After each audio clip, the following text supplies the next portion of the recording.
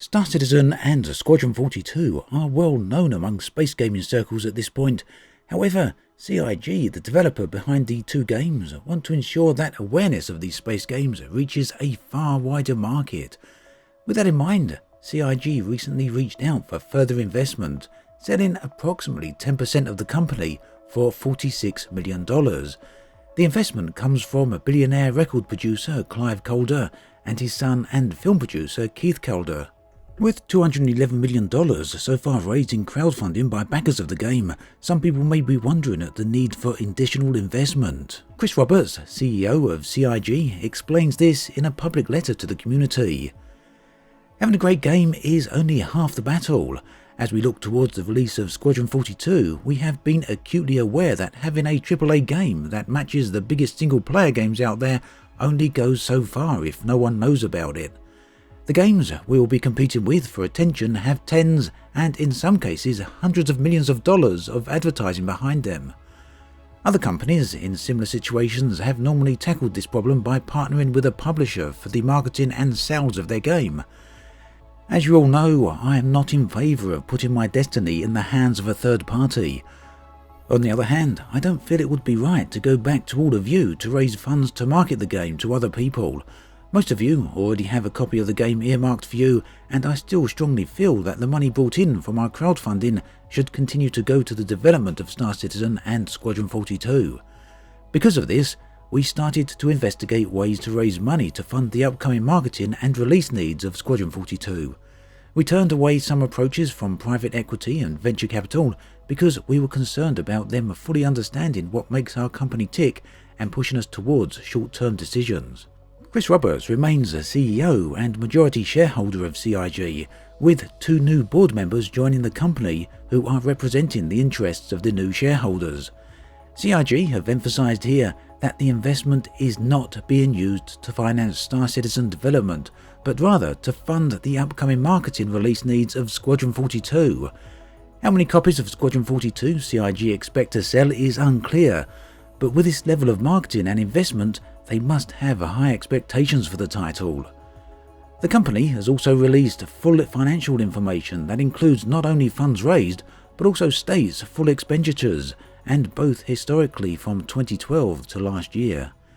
CIG explain that they have done this as an act of transparency. The report confirms that CIG run under significant operating costs from developing their two game titles. On screen, you can see a chart from CIG showing the amounts pledged and invested between 2012 and 2017. The second chart here, again from CIG, highlights total costs between 2012 and 2017. This confirms that by the end of 2017, CIG had spent in total 93% of all funds raised to that point. Also shown is that for the past 3 years, CIG has been operating at a loss, reducing their accounting net cash available from $25 million in 2014 to $14 million last year, a drop of roughly 40%. The $46 million cash invested through the 10% share purchase will therefore bolster their financial position. 2018 figures are not included in the report, although pledge data for the past 6 months is available on the website. As of Chris Roberts' latest letter, staff levels stand at over 500 employees worldwide, up from 464 employees in 2017. They're also continuing to expand with around 100 job vacancy listings on their website and have multiple contracted companies assisting in various development areas like Turbulent and Faceware.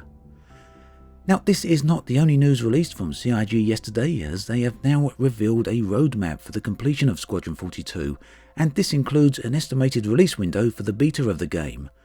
The Squadron 42 beta target is currently mid-2020 on the assumption that all production steps go to plan, but in yesterday's Around the Verse, Chris Roberts specifically highlighted the roadmap's caveats, informing that should any development issues arise, then delays will happen.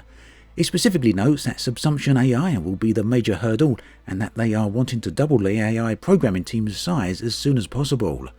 As with Star Citizen's development roadmap, it is best to expect changes and movements as the project continues.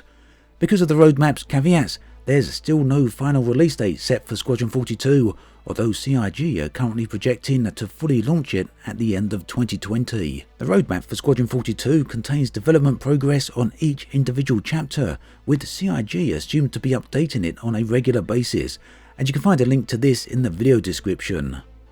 Finally, Update 3.4 for Star Citizen has been released to the test server.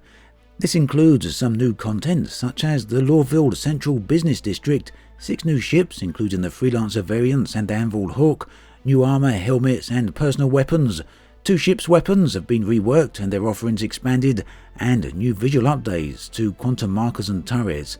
The expanded mission system into Hurston and surrounding moons has also been included. So that pretty much brings us up to date with the current position of Star Citizen and Squadron 42 here towards the end of 2018. As always, thanks for watching, and I'll catch you guys and girls next time.